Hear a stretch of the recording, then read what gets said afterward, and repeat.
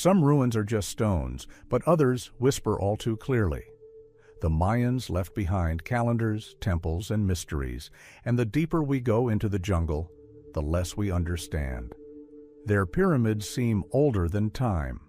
Some symbols point to dates that have not yet come, and certain artifacts simply don't belong to any known era.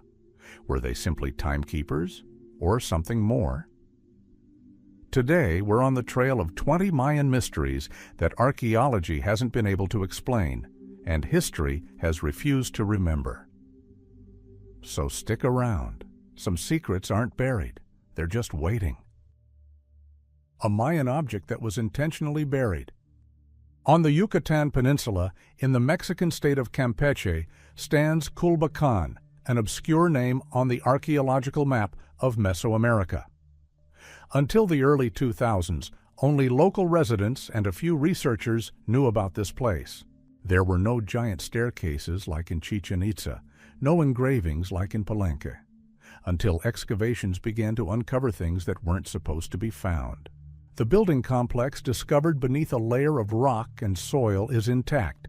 It's been buried. It was carefully in layers as if intended to preserve rather than destroy. Inside are the remains of temples, entire flights of stairs, and fragments of walls with preserved plaster. All of this lay under a dense heap of limestone, organic waste, sand, and small ceramics. Layer after layer was laid identically. Tool marks on some blocks indicate work with a clear purpose: concealment. Surprisingly, the dating shows that the filling occurred not after the decline of the civilization, but long before it, the mid-8th century. This time is still considered part of the classical period. Why, at this time, would someone decide to close the complex rather than destroy it? One of the first explanations proposed by researchers was religious. Perhaps something later deemed desecrated took place here. The Maya believed that a space could become unclean if the spirits with whom rituals were performed grew out of control. In such cases, the site was covered over, symbolically closing the portal.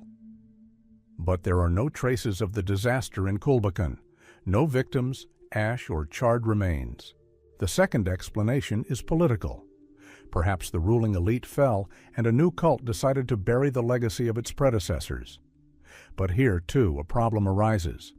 If this had been a political act, the symbols would have been destroyed.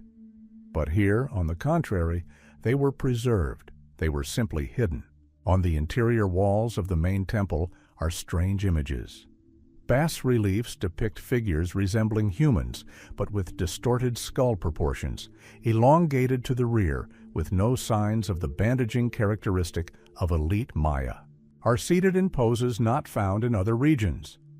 Above them are symbols resembling connected stars. One fragment shows what appears to be an object hanging above the pyramid. It resembles a sphere with a broken light. Archaeologists have not provided an official interpretation. Another oddity is the complete absence of bodies. The temple was not used as a tomb, not a single skeleton, not a single burial near the buried complex. It's as if the city had been abandoned in advance, as if someone knew that this place should not be destroyed, but preserved, but in such a way that access to it would be closed for centuries. Too purposeful, too precise. In other places in Mesoamerica, in Necum, Tonina, and Dos Pilas, partially buried fragments of buildings have also been found. But nowhere else except at Culbacan was the complex so neatly encased in its own death. What were these people trying to hide? Whose memory were they trying to push underground? A tomb without a name or entrance? In 1978, in the dense jungles of Petén, Guatemala, a team of archaeologists from the University of San Carlos discovered an unaccounted stone platform at the foot of a hill. It was not listed in the registry, did not match descriptions of Mayan temples, and seemed too simple to be a sanctuary. Clearing revealed it to be the entrance to an underground structure. The rectangular opening leading underground was covered with a carefully fitted limestone slab, its perimeter unmarked. It looked as if it had never been opened. The slab was unmarked. No mascarons, no hieroglyphs, no indication of the owner or deity. This in itself raised questions. The Maya rarely left tombs without names. Every nobleman, every priest sought to immortalize themselves in stone. But here there was only a smooth surface and a narrow groove along the edges, intended, as it later turned out, for pouring lime mixture. When the slab was partially lifted, a sharp chemical odor was detected in the opening. Inside, it was pitch dark and cold. At the request of the expedition leader at the time, work was suspended until chemical safety specialists arrived. People in the camp began saying that the security system had been activated.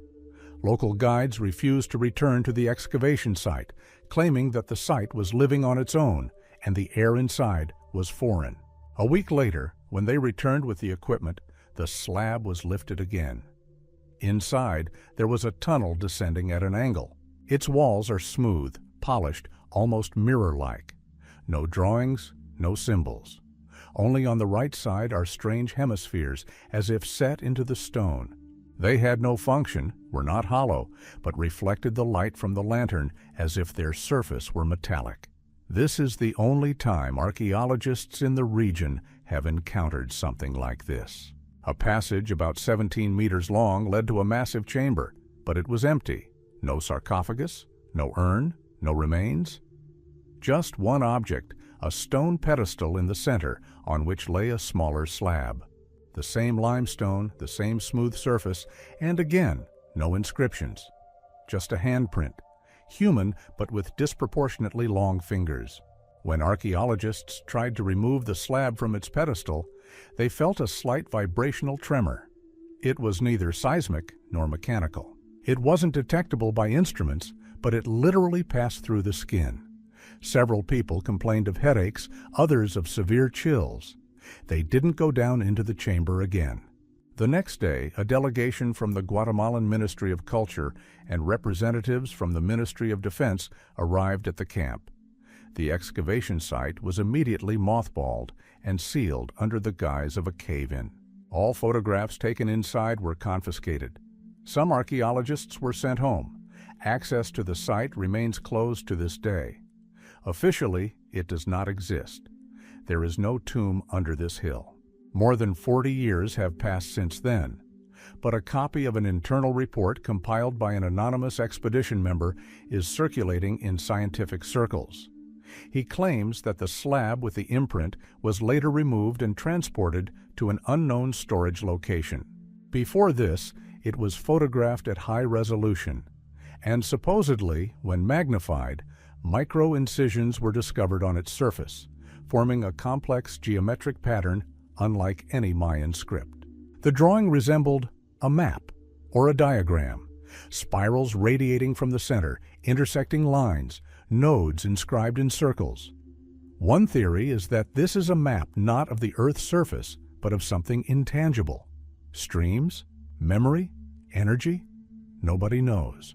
Local shamans have preserved a legend about an empty room containing an echo of the first priest who came not from flesh, but from light. He was not buried, he simply disappeared. The chamber in the hill, maybe it's not a tomb, maybe it's a transition platform, or a place from which no one returns. Maybe they don't open it not because they're afraid of destroying it, but because they're afraid to let it in. A codex that tells of aliens from the sea and sky. In 1976, a previously unknown document surfaced in the private collection of a Mexican diplomat. It was a fragment of a codex, a handwritten scroll written on amytal paper, a traditional material typical of the late Mayan period. The codex was severely damaged by moisture and faded pigment, but some of the images and glyphs remained quite clearly preserved. The document quickly fell into the hands of researchers at the National Institute of Anthropology. Was provisionally designated Codex Itzamna 17. Its form resembled post-classical manuscripts, but it differed in two ways. First, it lacked a traditional narrative structure. Second, its content, which no one could clearly explain. One of the scenes on the surviving portion of the scroll depicted boats approaching the coast. On these boats stood figures in tall headdresses surrounded by a halo. The second scene depicts an object in the sky from which waves of lines descend toward the ground, resembling rays. Below them are figures raising their arms. Between these scenes are symbols not previously seen in any other Mayan codex. According to epigraphers, the text does not contain the names of known gods.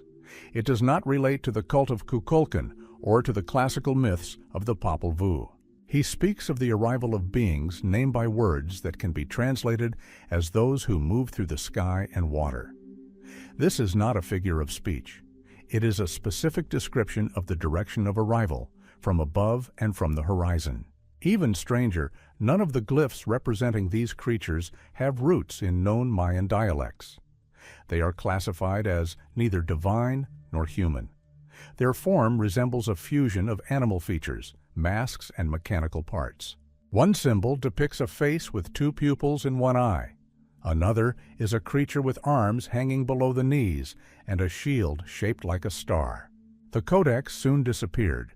According to the official version, it was destroyed in a fire while being transported to the museum storage facility in Tula.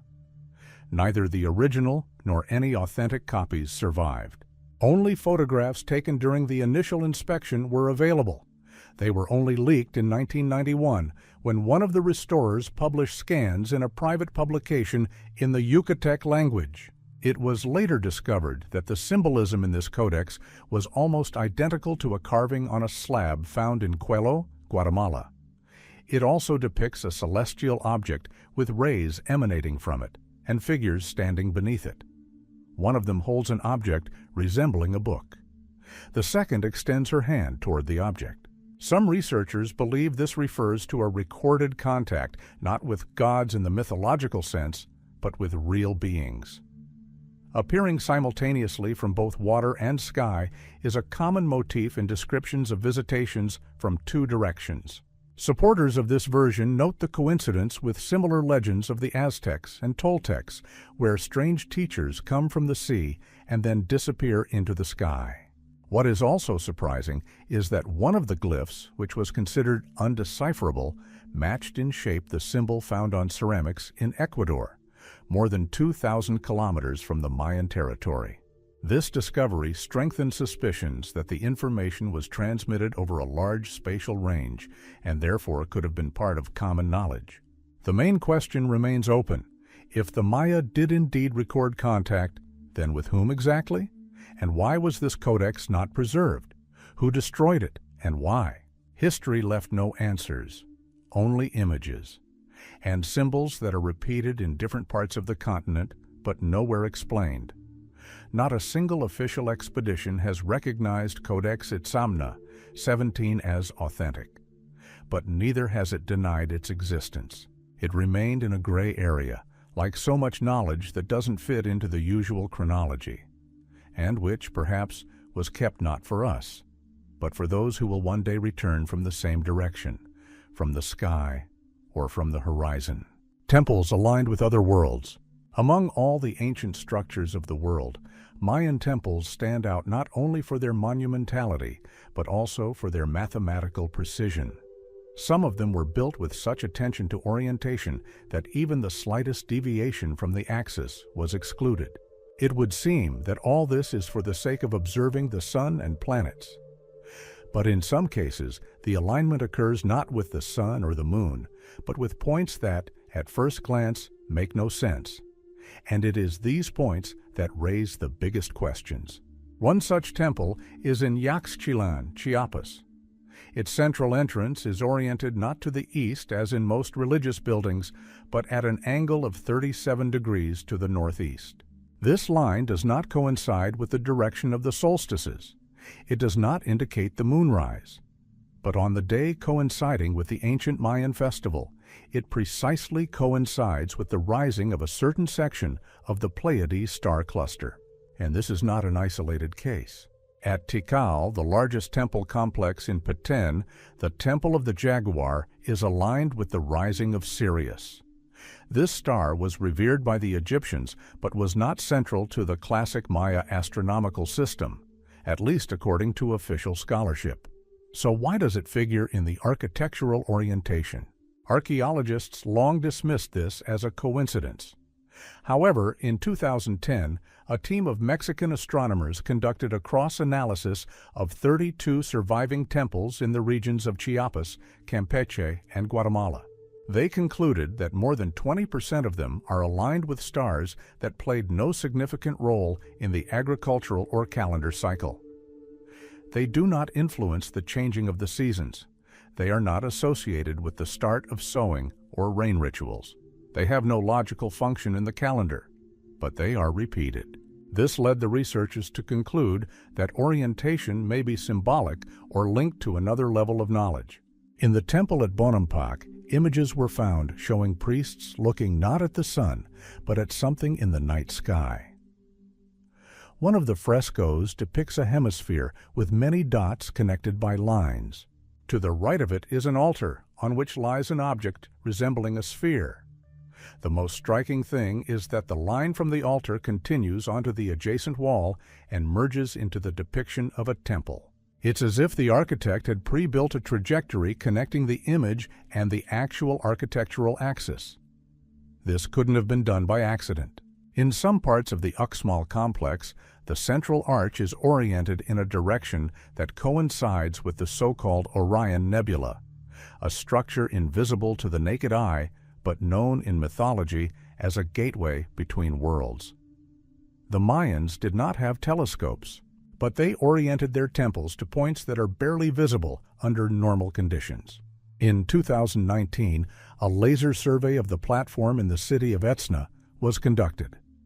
A computer model showed that the temple complex in the center is aligned to mirror the shape of a star cluster known as the Crab Nebula.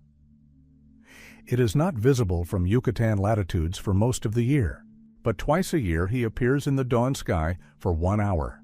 On one of these days, a festival is still held in Etzna, associated with the birth of the god from the heart of the sky. Orientation to the stars is not unique to the Maya. It was used by the Egyptians, Sumerians, and Chinese. But in Mayan culture, it is combined with something else, not only with alignment, but also with the depiction of beings that came from there. The temples of Palenque and Piedras Negras contain bas-reliefs depicting deities descending from the sky holding strange objects in their hands. One of them resembles a rolled-up cylinder. Another is a disc with 4 circles. These same shapes are repeated on pottery found in Belize. And all this is in the context of rituals associated not with the harvest, but with the opening of the sky. Some scholars offer a cautious explanation. These are all symbols, allegories, elements of myths. But the fact remains, Mayan temples are oriented toward points that are invisible, have no influence on earthly life, and serve no function, unless they are needed by someone else. Perhaps these are not just landmarks. Perhaps these are landmarks for return, or traces of someone who has already come from the other side of the sky. Not human skulls. In 1999, in the Mexican state of Tabasco, in the La Venta region, archaeologists discovered a burial that at first glance appeared ordinary. A group burial of 8 bodies dated to approximately the 7th century A.D. Everything was consistent with Mayan rituals. The bodies were laid out in a precise order. There was jewelry, pottery, and evidence of blood ties. But one of the skeletons raised a few eyebrows. Its skull was pulled back so far that it couldn't be explained by known bandaging methods. The Maya practiced cranial deformation from infancy as a symbol of elite status. The child's head was placed between planks, and over time, the bones were molded into the desired shape. But even in the most extreme cases, the skull retained the proportions of human anatomy. In this case, no. The discovered skull was 40% longer than a human's. Its parietal bone was thickened, and the sutures between the skull bones were partially fused. The frontal bone protruded forward, the eye sockets were shifted closer to the temples, and the back of the head ended in a sharp slope. This structure could not have been the result of cultural practice. It must have been innate. X-rays were taken, and the skull was sent to a lab. initial analysis revealed that the bone structure was consistent with human bone structure, but with variations not found in the known population. These included an additional supraorbital arch, the absence of a sagittal suture, and small openings at the base of the skull that are not characteristic of Homo sapiens. Some of these features resembled Neanderthal skulls, while others were unique. What did this mean? The first explanation was a mutation, but then it should have been accompanied by other signs: growth and developmental disorders, anatomical abnormalities. There was nothing of the sort. The skeleton looked perfectly harmonious, an adult apparently, who had lived to be 30 years old. There was a suggestion of inbreeding, but that too was not confirmed. The skull was not part of a genetic defect. It was normal, just different. It later emerged that such finds were not isolated. The archives of the Institute of Anthropology in Mexico City contain a photograph of a skull from Palenque, dating to the 6th century. It is not officially registered, but the image clearly shows its similar shape. In the 1970s, a skull with an identical ridge and asymmetrical eye sockets was discovered in the Caracol region of Belize. At the time, it was dismissed as a ritual mask and was not studied. By 2010, scientific circles began to discuss a distinct phenotype, unclassified by official anthropology. Some scientists cautiously suggested that perhaps a parallel group, or perhaps a variant of the Mayan elite, existed, possessing different genetic characteristics. But not a single DNA test has been published in the public domain. Samples were taken, but the findings were not published. The strangest thing is the symbolism. In the places where these skulls were found, images of creatures with similarly shaped heads were often found on walls and artifacts. But they were not depicted as humans. Their bodies were wrapped in fabric, their faces covered with masks, and only the elongated skull was emphasized as the main feature. One fragment of pottery depicts a creature handing a scroll to a priest. The caption, partially translated, reads, "He who knows before the beginning." This led to yet another version. These creatures weren't Mayans. They existed before them, or alongside them, or perhaps they weren't even human. Proponents of alternative theories point to the similarity of similar skulls in Peru, Bolivia, and Egypt. The elongated head shape, the absence of a sagittal suture, and abnormal bones are all present. And everywhere, they are associated with priesthood, knowledge, and something that later faded from history's view. Skeptics say this is simply an overreaction to cultural practice. But then, why are these skulls so rare? Why are most of them unstudied, unclassified, and quickly disappear from public view after discovery?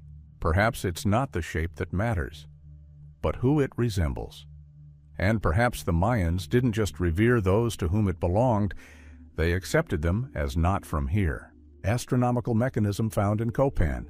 The city of Copan, located in what is now Honduras, has been known since the early 20th century as one of the main astronomical centers of the Mayan civilization. Steles with extraordinary detail of calendar cycles, hieroglyphic staircases with encrypted dating of events hundreds of years in advance, and bas-reliefs depicting celestial bodies with an accuracy that amazes modern researchers were found here.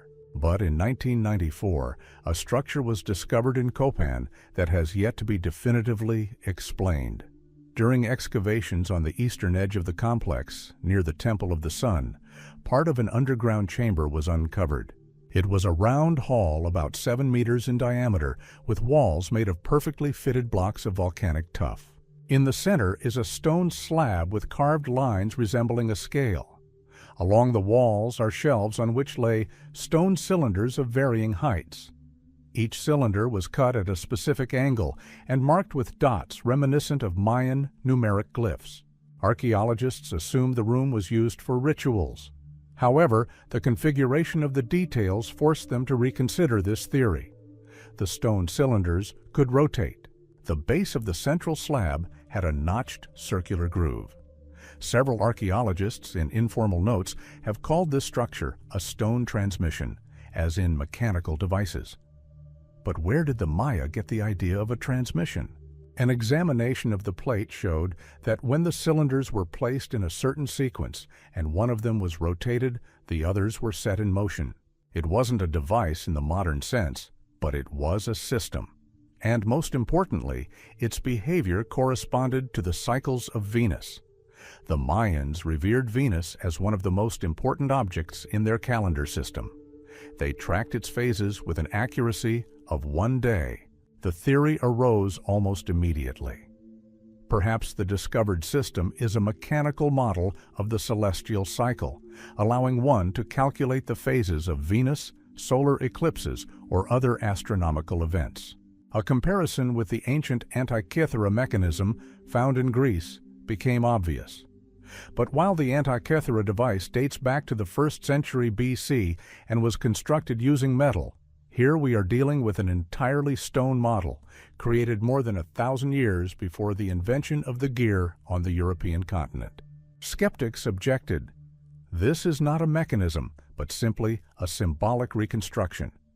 But researchers who performed 3D modeling of the structure proved that the shape of the angles, the depth of the notches, and the size ratios correspond to calculations of the periods of Venus, the Moon, and even eclipses. One of the configurations matches the calendar inscribed on Stele E, found in the same complex. The mechanism is not officially recognized as an astronomical instrument. In archaeological reports, it is described as a complex astronomical model without any details. Its reconstruction has not been exhibited in museums.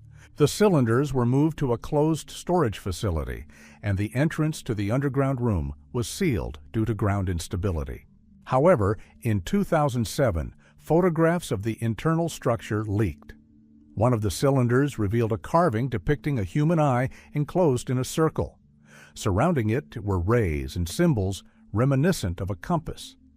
Below the image was a chain of dots, corresponding to the distance between the cycles of Venus and Mars. Some researchers who have studied these materials have made a cautious conclusion. The Maya may have possessed a physical instrument of observation and calculation, built without metals, but with an accuracy exceeding similar devices in other cultures.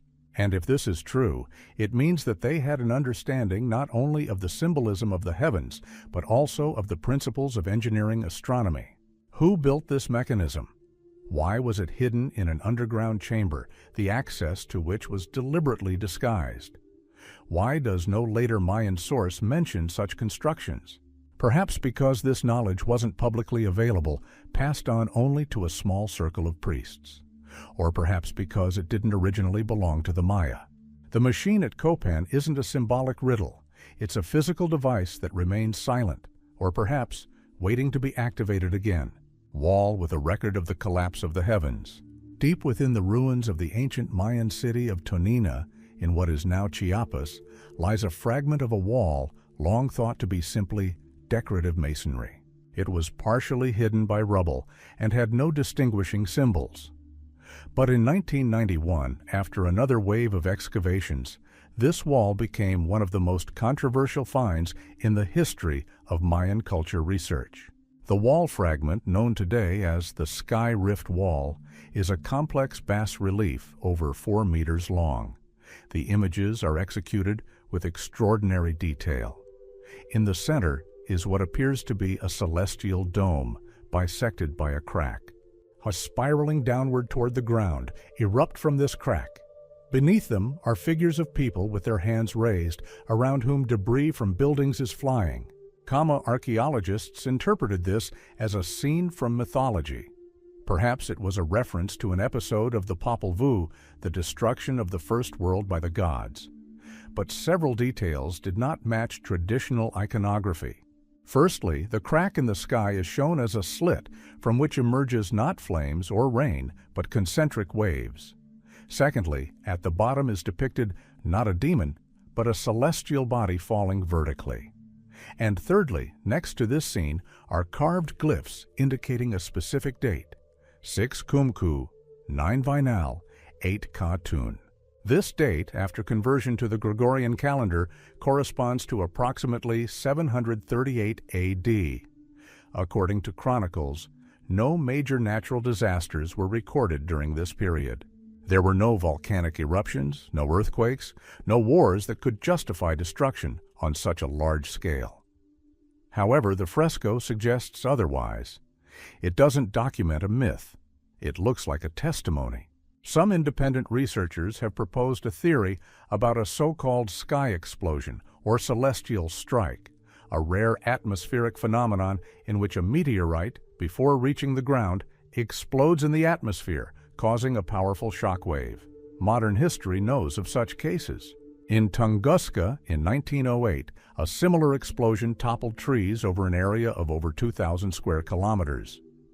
In Chelyabinsk in 2013, the shock wave blew out windows in tens of thousands of homes. Could something similar have happened in Central America in the 8th century? If the fresco truly depicts an airburst, it may be the first visual evidence of a meteorite event in human history. Then the images of people with raised hands are not ritual. They represent fear. Then the flying rocks are not symbolism. They are reality. Of microparticles found in the region also supports this theory. In 2015, a team of geologists analyzing soils in the Tonina area discovered an abnormally high content of iridium, an element characteristic of meteorites, in one of the cultural layers. The concentration was not lethal, but significant. It indicates the presence of a substance of extraterrestrial origin.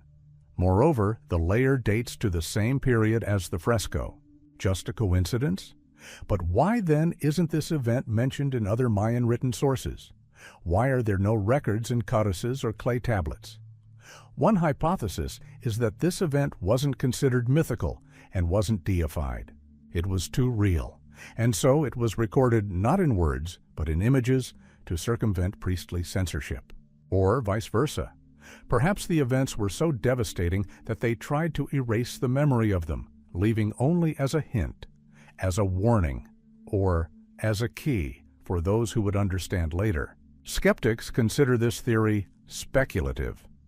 However, in 2021, NASA astronomers confirmed that several small-diameter celestial bodies may have passed through the Earth's atmosphere over Central America during the 7th and 8th centuries. One of them, according to the simulated orbit, could have gone off course and burned up upon entering the atmosphere. If even one of these objects entered too low, it explains everything: the waves, the crack, the fear, the destruction. And then this wall is not a symbol, but an archive, testimony to a catastrophe that happened once, and can happen again. Sound codes of Chichen Itza. When the first explorers began systematic excavations at Chichen Itza, their attention was focused on the architecture. The Temple of Kukulkan, also known as El Castillo, quickly became a symbol of the Mayan civilization. Its step pyramid, precise geometry, and complex calendar meaning astonished archaeologists. But much later, it became clear that the most unusual feature of this structure was not its shape, but its sound. In 1998, Mexican architect and engineer Juan Morales first recorded an acoustic phenomenon associated with the temple. He was standing at the base of the pyramid stairs and accidentally clapped his hands. The answer was a sharp, short sound, as if a response had come from somewhere above. Not an echo, but a modified response. He repeated it and heard the same thing. The sound resembled a bird's cry, specifically the cry of the Quetzal. The Mayans considered this bird an incarnation of the god Kukulkan. It was associated with the sky, rebirth, and the flight of the soul. It was considered a messenger between worlds. When the phenomenon was studied more deeply, it became clear that the steps of the pyramid are designed so that the sound wave reflecting off the corners of the stairs is refracted and transformed. This creates a sound similar to the signal of a living being. The closer to the center, the clearer the effect. Such a result could not have been achieved by chance. It required precise calculation of angles, dimensions, and intervals, and, most importantly, an understanding of how the wave would behave upon reflection. Morales published a paper in an engineering journal, It was ignored. But then a team of acoustics experts from the University of California visited Chichen Itza. They confirmed the effect exists. It's not subjective, doesn't depend on temperature or humidity. It's ingrained into the structure. Then they began checking other sites. In the ball court, not far from the main temple, there are 2 points, one near the southern wall, the other near the northern wall. The distance between them is about 135 meters. If you whisper at one point, the person on the other side will hear the words clearly, as if they were spoken 2 steps away. The microphones recorded that the sound wave was not dispersed, but traveled strictly along the wall. This is so-called surface directional transmission. It is used in modern conference halls and theaters. But how was this achieved without knowledge of modern acoustics? And then there's more. Inside the observatory, called El Caracol, as you move along the spiral passage, the sound of your footsteps increases. A person walking along the corridor creates the sensation of many people approaching. The echo is amplified in return. This creates the effect of multiple presence, as if you are not alone. Some researchers believe this is a way to create psychological pressure or accompany a ritual. But others point out that all these effects only work if the source is precisely positioned. If you deviate a meter, the sound disappears. This means the structure was designed for a strictly defined location. For what purpose? The first version is religious. Acoustics were used to enhance the sense of divine presence. Priests created a sound that was perceived as the voice of God. Illusion, magic through science. The second version is communicative. Sound was used as a code, as a way to convey meaning without words. The sound of the quetzal is not just a bird, it is a sign of transition. The Mayans associated sound with frequencies that opened certain states. Perhaps the pyramid was not only a temple, but also an acoustic device that activated perception. Proponents of the third version go further. They argue that the architecture of Chichen Itza as a whole represents a system that transmits modulated signals. They can't be deciphered with letters, but they influence perception, emotions, and behavior. Like in music, one sequence evokes anxiety, another delight.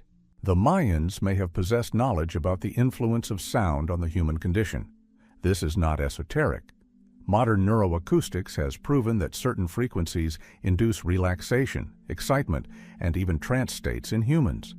The Mayans may have used this in ritual, or perhaps in other ways. One day in 2017, a researcher studying the pyramid's acoustics noticed that the effect was amplified during a full moon. The wave became denser, the sound sharper. He repeated the experiment at different lunar phases, and I discovered a pattern.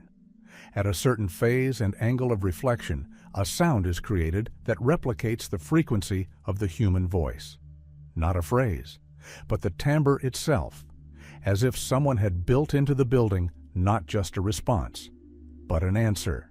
Is this a coincidence? Or was the sound in these temples not a ritual, but a connection? If so, then in the architecture of Chichen Itza, we have not just a temple, but a device. The question is, who was supposed to hear it, and who was supposed to respond? A calendar that tells more than just time. In December 2012, millions of people around the world turned their attention to one date. December 21st, the day the Mayan calendar was supposedly supposed to end.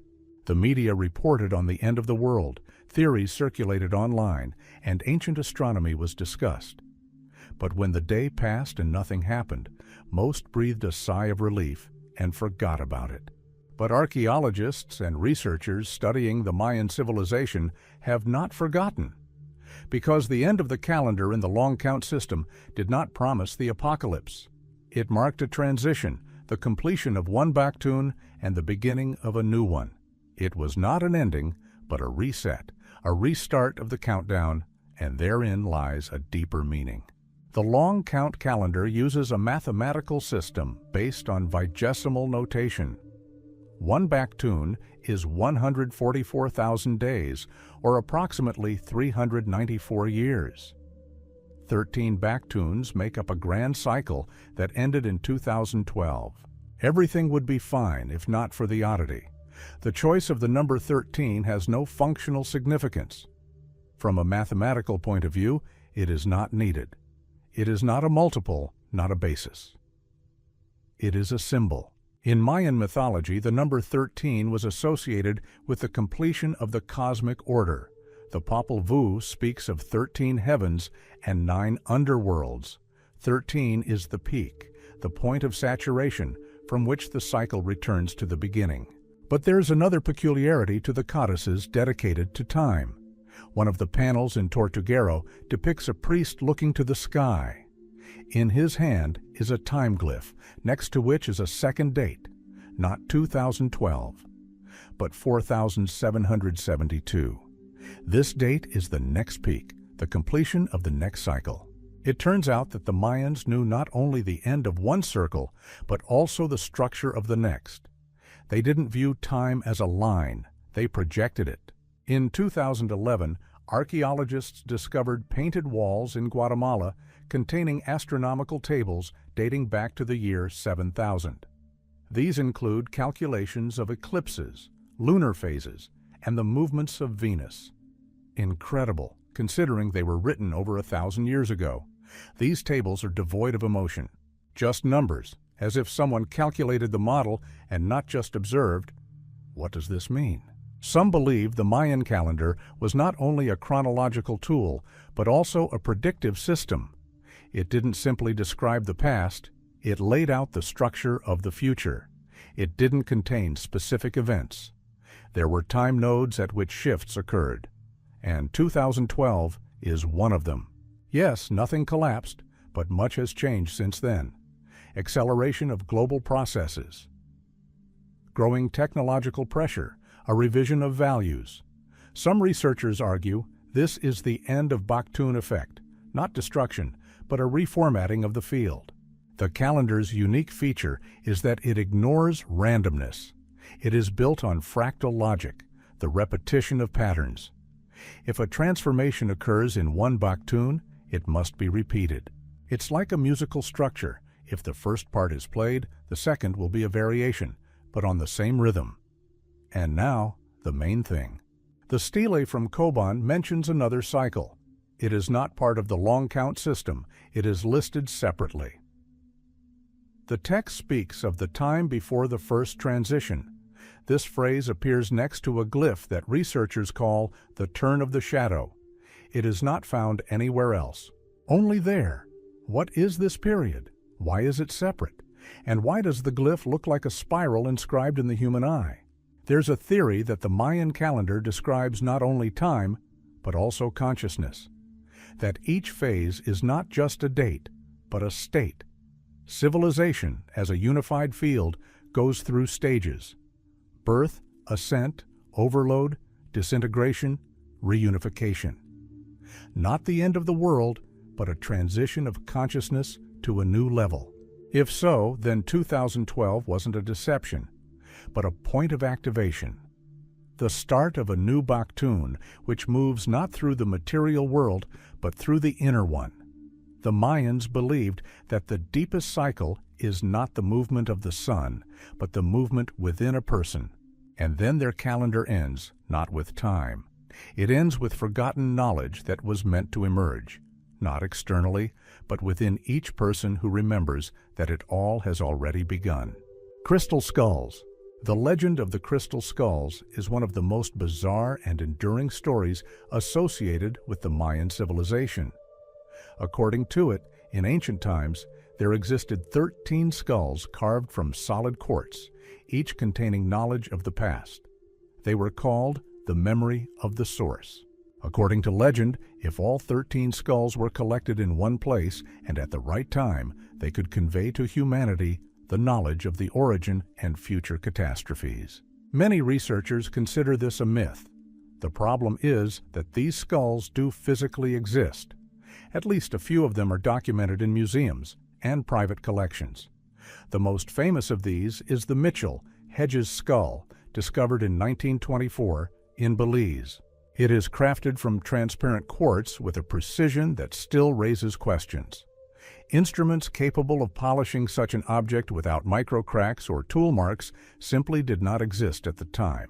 When the skull was examined at a Hewlett-Packard laboratory in the 1970s, experts were unable to explain how it was created. Its optical properties indicated that the cutting had occurred against the direction of the crystal axis, which would have resulted in the quartz being destroyed. Nevertheless, it was intact. Its shape was anatomically precise, with a detached lower jaw, perfectly balanced. Other skulls have surfaced in Germany, France, and Mexico. Most have no confirmed dates, but all are made of monolithic quartz. Several bear traces of fine engravings and symbols resembling writing but undecipherable. One of the skulls was rumored to be kept in a Vatican vault. Another was in a private collection in Japan. The third disappeared from a museum in Guatemala in the early 1990s. According to legend, the skulls are not just artifacts. Each one is associated with a specific civilization or continent: Mayans, Aztecs, Incas, Egyptians, Sumerians, Tibetans. As if we were talking not about local history, but about a global system of knowledge transmission. One skull is one part, and altogether it is something greater. In 2007, a group of enthusiasts claimed to have collected 7 skulls and performed an activation ritual at a temple in Honduras. No official organization confirmed this. But a year later, 3 participants reported strange changes in perception. One began drawing symbols he had never studied. Another began speaking an unknown language in his sleep. A third claimed to see fragments of memories that were not his. Of course, all this could be considered superstition, but there's a catch. The Mayans themselves left no direct mention of the 13 turtles. Balaam manuscript speaks of 13 heads gathered under the light of a star to open the gates between times.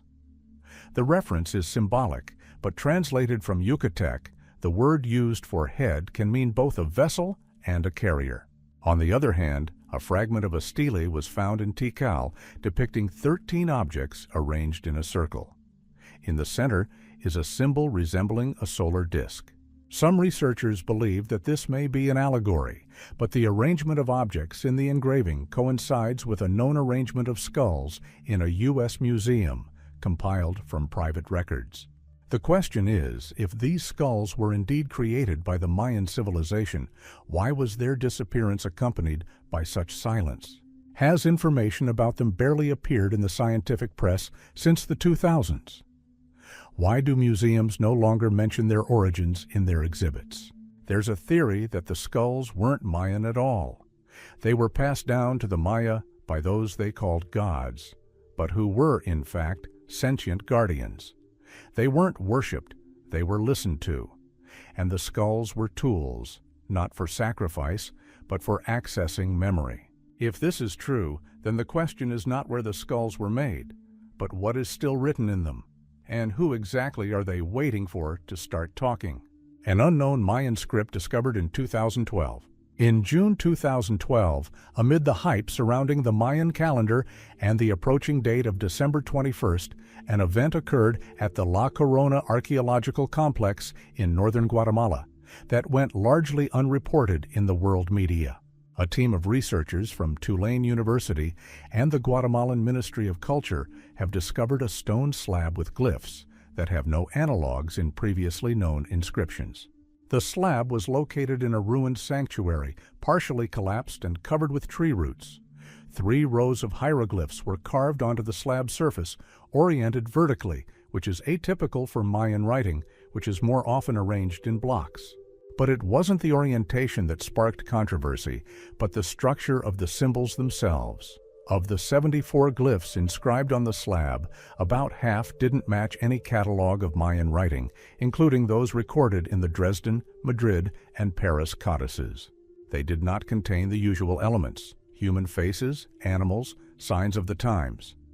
Instead, they contained geometric shapes, concentric circles, lines converging at a point, and symbols reminiscent of diagrams or charts. The initial decipherments reached a dead end.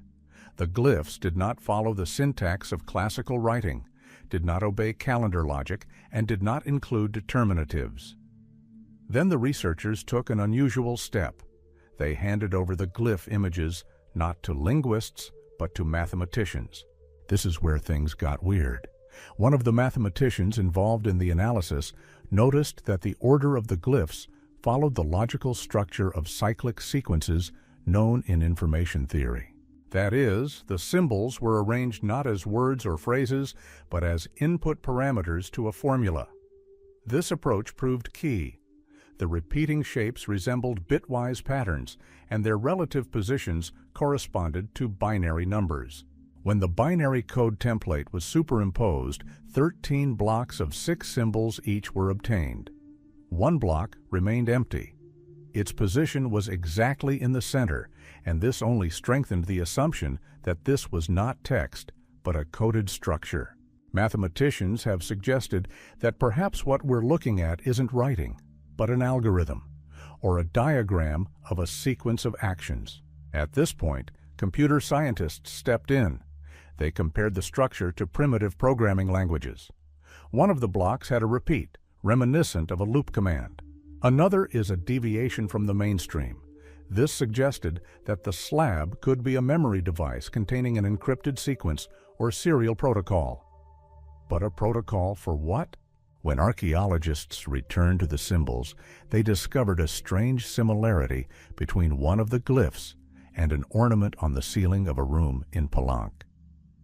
There, the symbol was embedded in a composition denoting passage through the 9 gates, which is associated with the soul's journey to the afterlife. The symbol was almost identical.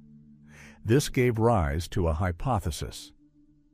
Perhaps the slab represents a transition map encrypted in symbols that are unreadable because they are not intended to be read, only activated. In some ancient cultures, Tibetan, Indian, Sumerian, there are texts that are read not for meaning, but for the sound effect. They activate a certain state in the person listening or reciting them. Perhaps the glyphs on the La Corona slab work in the same way, not as a message, but as a memory trigger. One fact supports this. One of the researchers who copied the glyphs by hand later stated that he began to see repeating images in his dreams. He described a sequence of figures, glowing lines, and one detail he had not noticed before, a symbol in the lower right corner that appeared to be carved deeper than the others. An inspection confirmed that one of the symbols was indeed carved 30% deeper. This was the only deviation in the carving. But why? In 2014, after the publication of the initial results, the slab was moved to a closed storage facility under the pretext of safety. Access to it is restricted.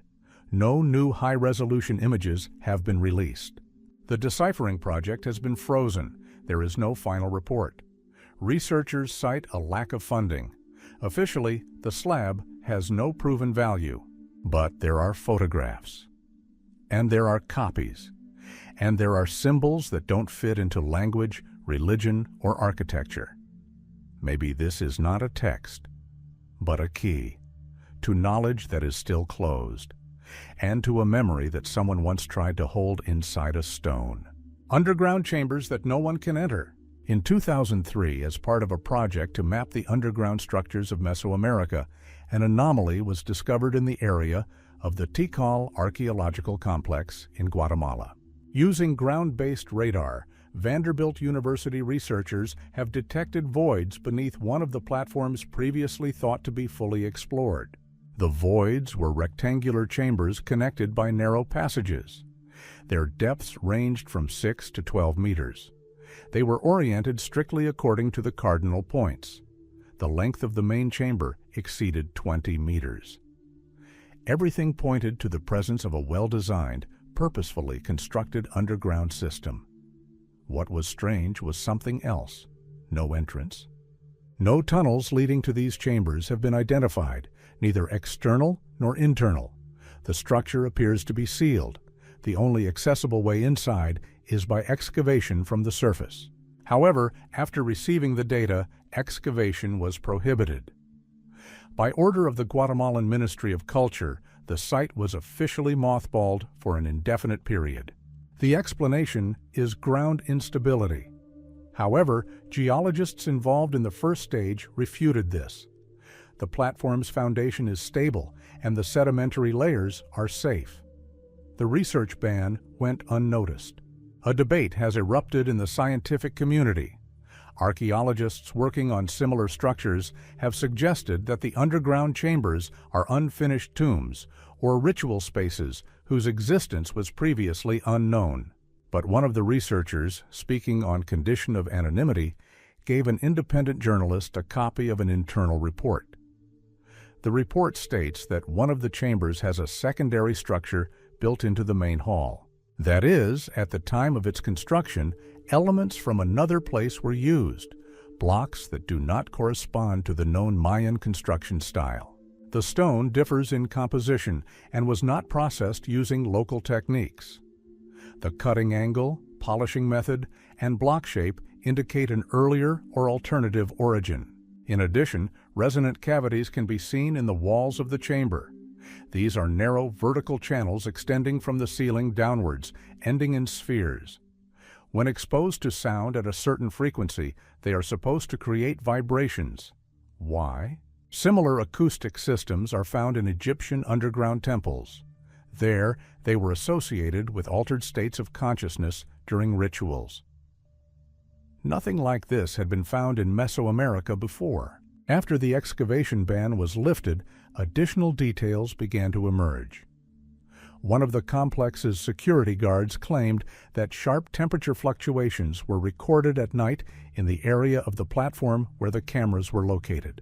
Several times in the area, lights went out and devices failed to work. There were complaints of headaches, disorientation, and auditory hallucinations. This could be dismissed as superstition. But there is an official document. In 2005, at a conference on underground structures in Quito, archaeologist Fernando Rosales presented a fragment of a report stating that the underground chamber contained an abnormally high level of resonant feedback. This means that for a given sound wave, space amplifies the effect exponentially. What does this mean? Some believe the chambers are not tombs or warehouses. They are devices, platforms for amplifying sound, waves, and perhaps signals. One hypothesis suggests that such spaces could be used for transitional states, between sleep and reality, between life and death. The Maya believed that the soul passes through 9 underworlds. Each is associated with a specific frequency, color, and movement. Perhaps the chambers in Tikal are a physical manifestation of this transition. Why is access to them forbidden? Perhaps because the structure is unstable, or perhaps because it still functions, and those who studied it decided not to take the risk. There's a theory that beneath the platforms are not just rooms, but information carriers, that they contain encrypted states, not texts. Fields that, when activated, transmit memories, images, and knowledge. Too bold? But if it were just a tomb, why couldn't it be opened? And if it's not just a stone, but a tool, then the question isn't what it does, but who was supposed to activate it. The boy who spoke Mayan, although he never learned it? In 2016, in a small village near the city of Santa Cruz del Quiche, in the mountainous part of Guatemala, an incident occurred that was initially considered a random anomaly. A 4-year-old boy named Mateo, born to Catholic Quechua parents, suddenly began saying words that no one in his family understood. At first, his parents thought it was just a child's imagination, but the words were clear, with accents and grammatical connections. When the grandmother, who knew the basics of the Yucatec dialect, tried to decipher what was said, she was surprised to discover that the boy was speaking an archaic form of Mayan, long since out of use. He hadn't learned it. No one in the house spoke it. There was no television, no internet access either. My parents didn't teach me the language. It seemed to emerge on its own. It was limited to isolated words. But after a few weeks, Mateo began speaking phrases that, according to linguists from the University of San Carlos, sounded like the invocations of a priest during a ritual. He made long invocations to the Father of Light, using complex constructions indicating the past tense, the plurality of gods, and words denoting solar and lunar cycles. It was impossible to explain this in everyday terms. The boy wasn't simply repeating other people's phrases. He spoke intelligently, answered questions, and used the correct endings and tonality. And the strangest thing was that sometimes he would refer to himself in a different person. When a film crew from an independent research project arrived to see him, Mateo said something that was deciphered as, "I have already led people through the 9th corridor."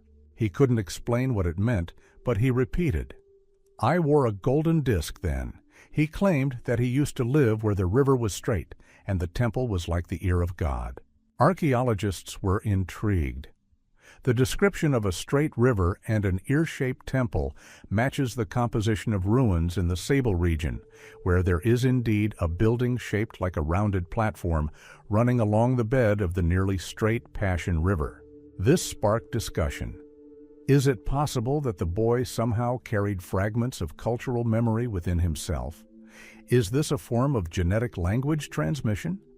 Or is it a more complex structure, a phenomenon known as spontaneous embodied memory? Similar cases have been described in other cultures, in India, Sri Lanka, and Tibet. But for Mesoamerica, they are almost undocumented, and even less so in relation to a lost language. Linguists have tried to explain this in terms of a latent language ability. Perhaps the boy accidentally heard the recordings, absorbed the sounds unconsciously, and then reproduced them. But none of the neighbors spoke this dialect. It hadn't been spoken in the surrounding area for over 70 years. And most importantly, some of the words Mateo spoke are not listed in modern dictionaries. Their meaning was only reconstructed by comparing them with the inscriptions in the Tula Codex. When the boy was shown photographs of ancient temples, he confidently pointed to the image of Palenque. He said, "There I spoke with the one who knew before the rain." Researchers have found no explanation for this. The boy's parents began to fear what was happening. They stopped inviting journalists and stopped communicating with scientists. Filming was prohibited. 2 years later, when Mateo was 6, his ability to speak the archaic language disappeared. He remembered that he had once spoken differently, but he couldn't repeat a single word. It was all gone. This is typical of the phenomenon of past memory. By the age of 6 or 7, it disappears. It's as if an internal mechanism is completing synchronization. Spontaneous knowledge is erased, the personality is consolidated, and the person forgets what they knew but didn't learn. If all this is a coincidence, then it is too precise.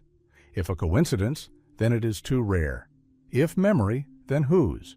Perhaps we are not dealing with the memory of one person, but with a stream that is sometimes accessible, a stream where phrases, images, knowledge are stored. Not for everyone, but for those who, for some reason, are suddenly able to hear them. A pyramid that echoes the sounds of living beings. In 2004, a team of researchers from Indiana University arrived in the Etzna region of southeastern Mexico to study a little-known temple complex.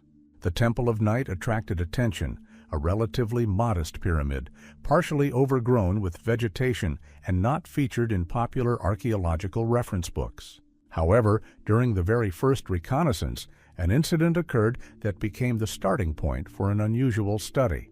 One of the scientists walking along the base of the pyramid shouted loudly to his colleague. The response was not the usual response or echo, but a sound resembling a double pulse, similar to a short rhythmic cry. This wasn't an acoustic artifact of the usual kind. When they repeated the experiment, they got an identical result with the same delay, as if the sound was returning from inside the building rather than from outside. Acoustic specialists later joined the analysis. Measurements revealed that the temple structure has an internal resonant shell operating at frequencies close to 80 to 120 Hz, a range corresponding not only to the human voice, but also to certain sound patterns characteristic of animals, particularly monkeys and large birds. When microphones were placed around the perimeter of the platform, it became clear that sound emitted from one side was reflected with a delay and modulation. But most importantly, the sound was different from the original. In one experiment, the sound of a clap was reproduced as a 3-frequency pulse, reminiscent of breathing. The repeatability of the effect was over 90%. Local residents, long accustomed to the pyramid, reported hearing strange sounds in the area around the temple, especially in the morning. Sometimes it sounds like someone is walking inside, sometimes it's a low hum. One old man said, "The pyramid calls its own if you're not afraid to listen." The research continued. In certain areas of the temple, the sound wave began to distort in shape, especially if its source was located at a height of 1.2 meters, roughly chest level. That is, the resonance increased when the source matched the person's height. It looked like the architecture's response to a living organism. In 2006, a comparison was made with other pyramids in the region, Uxmal, Chichen Itza, and Labne. None showed such a characteristic sound modulation. Only the temple at Etna did. The effect disappeared if measurements were taken during the rainy season. Perhaps the humidity affected the internal structure of the air in the pyramid's cavities. But the geometry itself remained unchanged. One of the engineers involved in the project noted that the structure of the internal echo resembles a bioacoustic filter. That is, the system only responds to a signal if it is of animal origin. This assumption has not yet been confirmed, but a series of experiments with mechanical sound sources have shown that the pyramid hardly reacts to inorganic sound. What could this mean? There are hypotheses that the building was used not only as a temple, but as a receiver, perhaps for voices, or perhaps for something more. Some scientists have compared the structure of the pyramid to an acoustic matrix, which contains the ability to recognize a signal pattern. This is technical terminology, but in an archaeological context, it sounds frightening. It turns out that the pyramid could have been tuned to a certain type of sound, perhaps to a certain voice or creature. Among supporters of alternative versions, there was a suggestion that such structures served as activation points. That is, when a person spoke a certain phrase inside it, the sound triggered a process, perhaps internal, perhaps external. This has not been proven, but Etna's acoustics remain one of the most anomalous of all Mayan sites. Coincidence? Possibly. But if it is an error, it's too precise. The Temple of Night has still not been fully explored. Its interior chambers have not been opened, and measurements have only been taken from the outside. According to the official version, access inside is restricted due to the risk of collapse. But rumors among the workers say that there really is sound inside the chamber, even when no one is speaking. Maybe it's just a quirk, maybe it's a play of architecture, or maybe someone is still waiting to hear the voice, the very one he was tuned to, a deity that resembles an astronaut. In southeastern Mexico, in the Palenque temple complex, lies a sarcophagus known as the Tomb of Pacal. It became famous for its lid bas-relief, depicting a figure that has been the subject of controversy for over half a century, and not just in the archaeological community. Is officially believed to depict King Pacal, one of the greatest Mayan rulers. He is depicted at the moment of his transition to the afterlife, falling into the mouth of Xibalba, the realm of the dead. However, in the 1960s, Swiss researcher Erich von Däniken proposed a different version. He noted that Pacal's pose, the details around him, and the structure of the composition were too reminiscent of a man in a control cabin. The figure lies at an angle, with bent arms and legs. The nose is covered by a mask similar to a breathing apparatus. The hands touch the panel, and the feet rest on the pedals. A stream resembling a flame emerges from the bottom of the image. On the sides, there are structures similar to elements of technical systems: levers, tubes, connections. At first glance, this sounds like a stretch, but with each new generation of researchers, more questions arise. Around the image are glyphs describing a descent from the sky, the opening of a gate, and movement through the air. One of the glyphs, according to an alternative translation, may mean the body of light in the shell of breath. Many archaeologists consider this interpretation pseudoscientific, but none of them have provided a definitive explanation for why such a unique image appeared only here, and why it is not repeated in other Mayan temples in its classical form. There's another oddity. The sarcophagus is almost a meter taller than a human. It's not designed like a typical tomb, but rather like a container. Solid, unlined, with a lid that fits perfectly at the edges. It contains no grave goods, only bones, and a bas-relief. No decorations, weapons, ritual vessels. Just a figure and something that surrounds it. In 2004, a group of independent researchers from Spain conducted a 3D analysis of the composition. The model showed that the visual lines from Pacal's eyes to the panel match the viewing angle in the cockpits of modern small aircraft. It could have been a coincidence, but one of the elements at the top of the relief turned out to be geometrically identical to the stabilization system, with cross-connections similar to the gyroscope system. A comparison with other Mayan images reveals that no other scene contains such a technical density of detail. Priests and kings are typically depicted with animals, plants, and masks. Mechanical symmetry, geometry, and radiation are evident here. Pottery found near the temple depicts the same figure, only this time standing. Behind her is something resembling an opening door, or doors. In her hand is a round object. On the surface of the object is a symbol similar to the glyph signifying return. If we put all the elements together, the pose, the surroundings, the symbolism, the radiation, the size of the sarcophagus, the isolation of the scene from other images, a version emerges. Perhaps the Mayans were not simply depicting the passage of the soul. Perhaps they preserved the image of the one who came from outside and left it in the most protected point of the temple. Ancient chronicles speak of Kukulkan, a feathered serpent who came from the east, taught people, and then left, promising to return. He is not described as a man. He is called the one who wore a mask that cannot be removed and breathed without breathing. In one of the texts, there is a phrase, "He held in his hand an eye that does not see, but knows." The symbolism echoes. Perhaps Pacal's sarcophagus is not a description of the afterlife, but an instruction, or a warning, or an image of someone they were waiting for, or someone they were watching.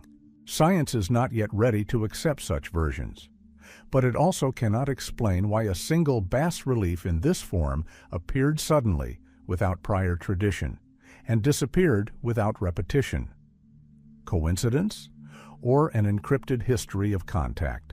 If the Mayans really did see those who came from the sky, perhaps their god wasn't a metaphor, but a figure they recorded so that we would someday realize we'd already seen him. Just not then, and not in that context. Water that holds memory within itself. At the Mayan complex of Yaxhay near Campeche, there is a site long avoided, not only by tourists, but also by researchers themselves. It is a small, submerged structure next to a destroyed platform. Unlike other cenotes, revered as sources of water and sacrifice, this site was not featured on maps or in studies for a long time. It was designated simply as a water depression without ritual significance. It was only in 2008 that archaeologists surveying the area discovered something strange. The water inside this hole remained perfectly calm, even in the wind. The surface did not tremble. The water didn't react to the movement of air or reflect light in the usual way. Stones thrown into it didn't create the usual ripples. Instead, there was a single, brief splash and an instantaneous fade. The phenomenon was attributed to natural phenomena until a young restorer approached the object and spoke a few words out loud. In response, a sound came from beneath the water, quiet, muffled, like a short response. At first, they thought it was a coincidence, but they repeated the experiment and got the same result. From that moment on, the study of the object began. Microphones were lowered into it, its density was measured, and the composition of the water was studied. Chemical analysis showed that the water was no different from other springs in the region. But acoustics are different. Sound remains inside, even if the source is short-lived. Some sounds return after a second, others after 3, but with distortion. A similar effect is observed in artificial resonators. But here there was no dome, no architecture. Only a vertical well, lined with blocks, descending 11 meters. Deeper down lies impenetrable silt. At the bottom lies an unknown, flat base. No inscriptions, no artifacts. Only silence, which occasionally responds. Independent acousticians were invited. They confirmed the object accumulates sound energy and returns it modulated. Moreover, the distorted waves have a structure similar to speech, but unrecognizable. This is not an echo. It is a reproduction. Then they did the following. They spoke a phrase in the Yucatec dialect, a simple greeting. The response came back within 2 seconds. It wasn't an exact copy, but the rhythm matched. Repeating the experiment with a different phrase yielded a different result. It seemed the system was detecting the signal. This meant it wasn't simply reflecting the sound. It was working with it. Some have proposed the hypothesis that the object is a kind of memory resonator, that the structure of the stone and water allows for the storage of auditory information, and not just storage, but the ability to retrieve it at a specific moment, perhaps only for those who know what to look for. In 2010, a researcher lowered an ancient ceramic tube used in rituals into the water. After a series of sound pulses were produced, a vibration-like response appeared in the water. The waves went not upwards, but inwards, as if the water absorbed the sound and conducted it further, beyond the dimensions. Locals believed this place was a ritual entrance to the afterlife. According to legend, the priest spoke to the spirits not through sacrifice, but through water. He asked questions, and if he answered, the water remained calm. If not, it became cloudy. There are no signs of violence inside this cenote. No bones, no gold. This is not a sacrificial place. This is a conversational space. Official archaeology ignored the results of the acoustic study. The reports labeled the site as a natural spring with no functional significance, but the footage remains. The sound recordings, too. Some of them transmit barely audible signals, like a rhythmic guttural response. No digital noise suppressor could completely clean them up, perhaps because there is no speech in them. There is a state. If the Mayans used water not only for drinking but also as a conductor, then we are not talking about religion, but about technology. The transmission not of information, but of consciousness, mood, memory. Perhaps this cenote is not just a water reservoir, but an archive, but not a literal one, not a visual one, but an auditory one. A temple that preserves only what cannot be read, but can be heard. If you ask the right question out loud, a Mayan vault sealed from the inside. In 1987, at the Mayan city of Calakmul, a group of Mexican archaeologists stumbled upon a strange anomaly in ground-penetrating radar data. One of the temples, partially destroyed and covered with trees, had a closed cavity underneath, identical in size to the other ritual halls, but with no visible entrance. This didn't seem unusual until opening the western wall revealed something no one expected. Behind the stone wall was a chamber, an octagonal room lined with smooth limestone. There were no decorations, paintings, or religious objects inside. There is only a stone bench along one wall and a figure of a man sitting directly in front of it, leaning his back against the entrance. He was mummified. The skeleton is in a sitting position, legs crossed, arms on the chest, the skull is slightly tilted forward. Judging by the surroundings, he was not buried. He sat there as if alive, not in a sarcophagus, not under a layer of earth, but against the wall, facing into the chamber. At first, this was mistaken for an act of sacrifice or punishment, but upon closer examination, it became clear that the chamber was locked from the inside. The stones in the doorway were placed on the side where the skeleton was located. This meant that the last person in this room had sealed himself inside. Fluid used for insulation were found. A mixture of lime, chuka tree sap, and obsidian powder is a typical mixture for durable sealing in ritual structures. The composition is fresh with no signs of repeated storage. This means the sealing occurred while the occupant was still alive. What compelled a person to seal themselves forever in a stone cell, with no escape, no food, no water? A line was found carved into the wall behind him, thin, like a cut. It ran vertically and ended in a dot. No inscriptions, no symbols, just a line and a dot. Archaeologists had no idea other than the assumption that it was an individual symbol or an element of some lost cult. The bones were analyzed. Male, approximately 45 years old, with high bone density. The teeth were almost completely preserved. There were no signs of injury or disease. The shape of the skull indicated belonging to the priestly caste. Strong elongation, characteristic of elite bloodlines. A distinctive feature is the absence of a sagittal suture, which is extremely rare. Its absence usually indicates a congenital anomaly or a different anthropological type. When the skeleton was removed and sent for analysis, the chamber began to gradually collapse. First, one of the walls collapsed, then the roof. The cause was a depressurization. The chamber was held in place solely by internal pressure and its structure. Without a figure inside, it would lose its balance. Based on the chamber's design, archaeologists have proposed a theory. The structure may have functioned as a resonator. The volume, proportions, and shape of the ceiling's cross-sections created a standing wave effect. Whispers could be heard in the center of the chamber, even at the lowest volume. If a person spent time inside in silence, they could hear their own breathing, increasing in volume with each passing second. This could have been either torture or a technique for inducing an altered state. But why? Some believed it was voluntary isolation. Mayan texts mention those who went into the earth to connect with what was beneath it. This is not death. This is a transformation, a transition into a form accessible to the world after this.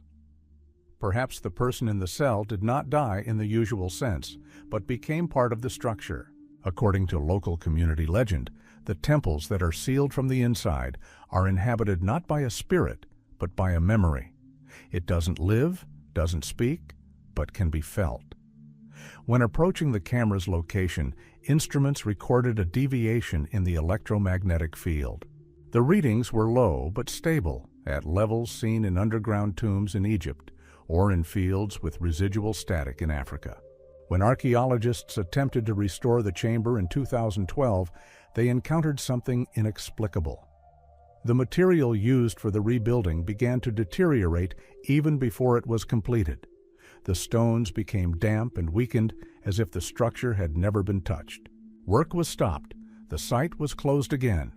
The figure was returned to the archive. The camera was lost. No other temple displays the same layout. No skeleton has been found in a similar pose. He was alone. He went inside, not to die, but to stay. Inside the wall that remembered his breath, and perhaps would repeat it if someone sat on the same bench again. Parallel myths found in distant cultures. The more Mayan mythology is studied, the clearer it becomes. Some elements of their cosmogony, images of gods and key symbols are almost identical to other ancient cultures. Sometimes on another continent, sometimes thousands of years before or after the supposed dates. The Popol Vuh, the main Mayan cosmogonic book, tells how the world was created by the scribe gods. It tells how humans were created from corn dough and how before them there were other races, made of clay, wood, and dust. All of them were destroyed because they couldn't see the gods, or they forgot who gave them form. A very similar myth is told in the Sumerian Enuma Elish, where the first humans are created from clay but prove weak. They fail to cope with the task and are replaced. Both myths echo the theme. Man is the product not of chance birth, but of experimentation. The first is unsuccessful. The second, too, and only the third becomes permanent.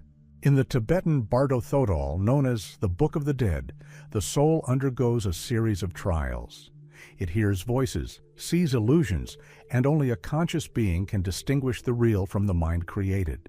In the Mayan tradition, after death, the soul descends to Xibalba, the afterlife, which passes through 9 levels.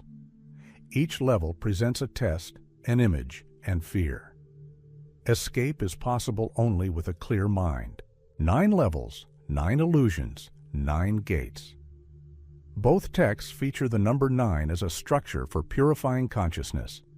Neither culture was directly connected. Tibet and Mesoamerica are separated by oceans and millennia. But the number is repeated. The meaning is 2. In Egypt, the pyramid texts say that after death the pharaoh must pass through gates, each of which has a name and a guard. In the Popol Vuh, the twin heroes Hunahpu and Xbalanque also pass through halls guarded by the gods.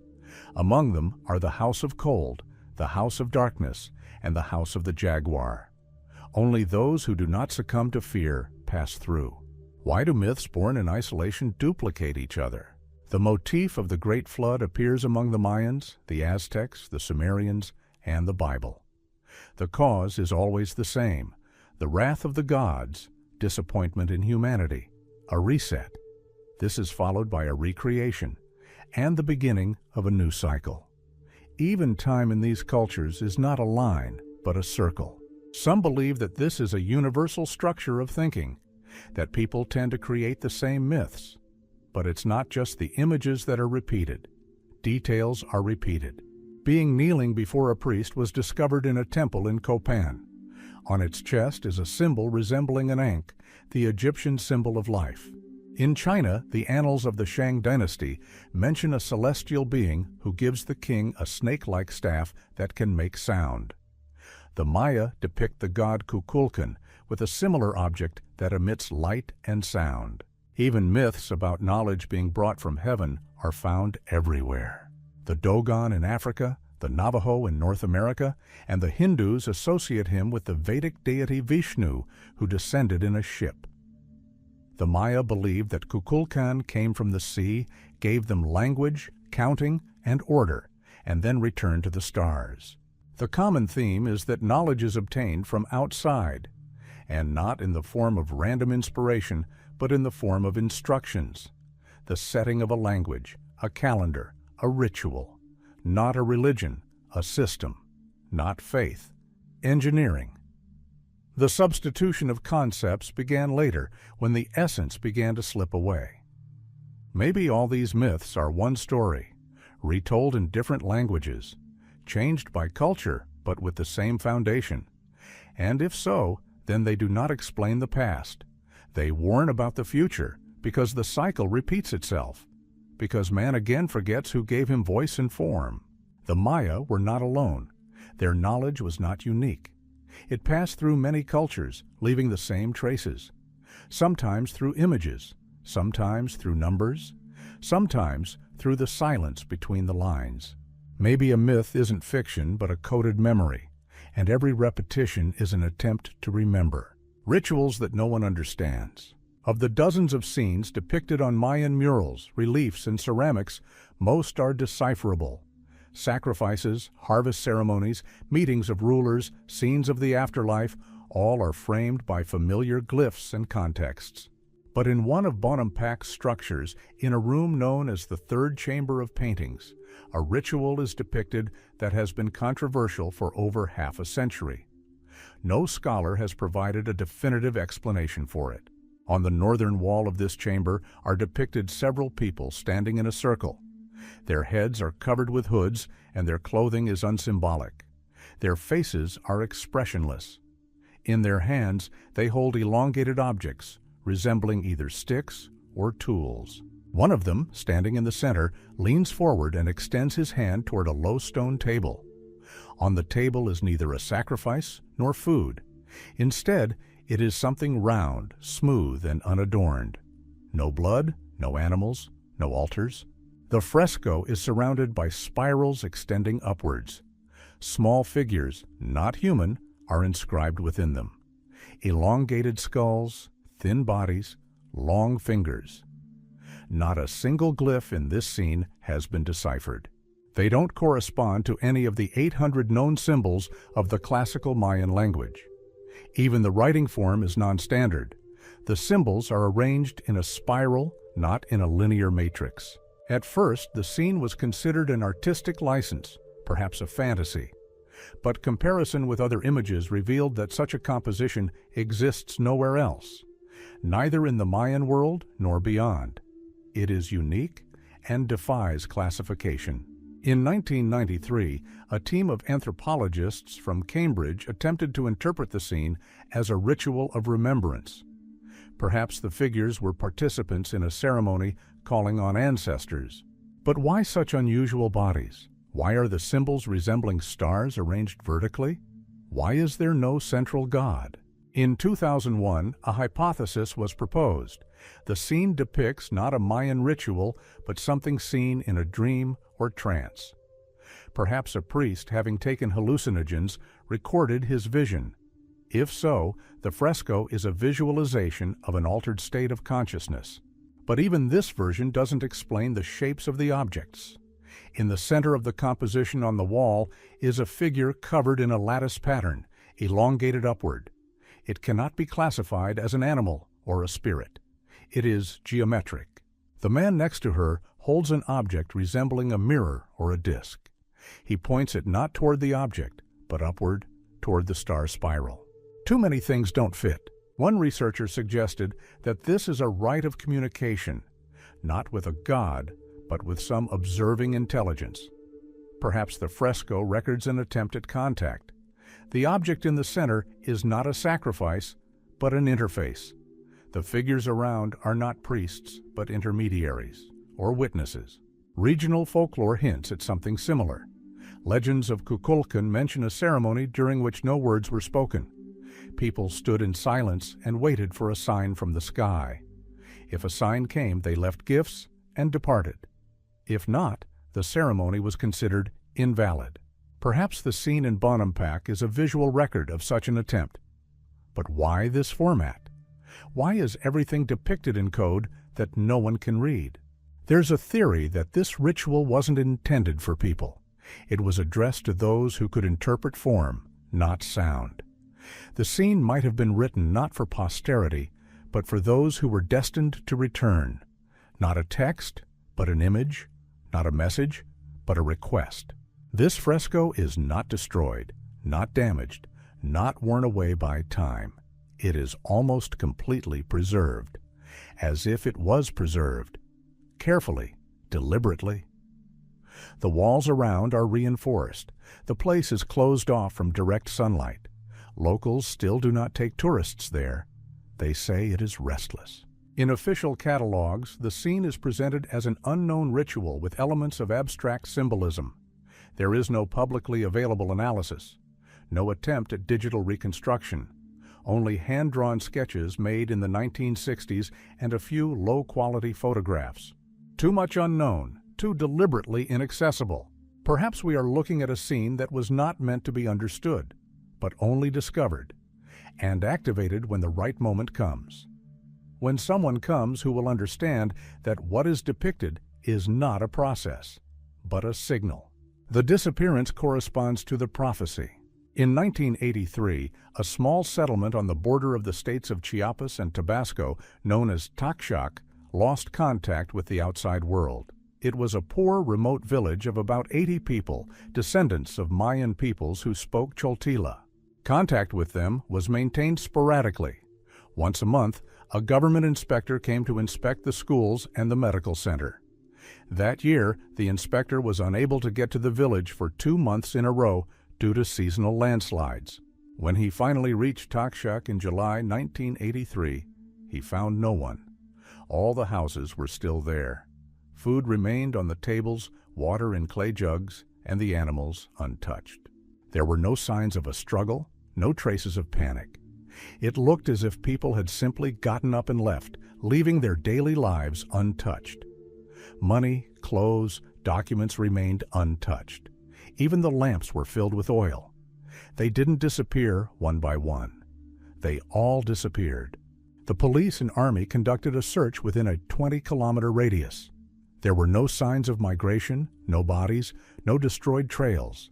Not a single surveillance camera, not a single resident of neighboring settlements saw anything suspicious.